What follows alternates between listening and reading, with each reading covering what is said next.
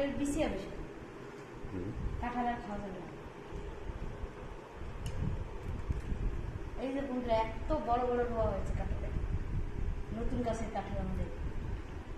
ভাবছি যে কিভাবে খাবো এটাকে।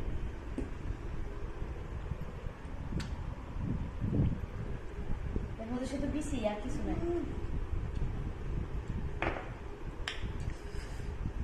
রসমালাই কিন্তু মিষ্টি আছে, মিষ্টি, খুব মিষ্টি, ভীষণ মিষ্টি। কে কি কাঁঠাল খেয়ে তো অবশ্যই কমেন্টে জানাবেন।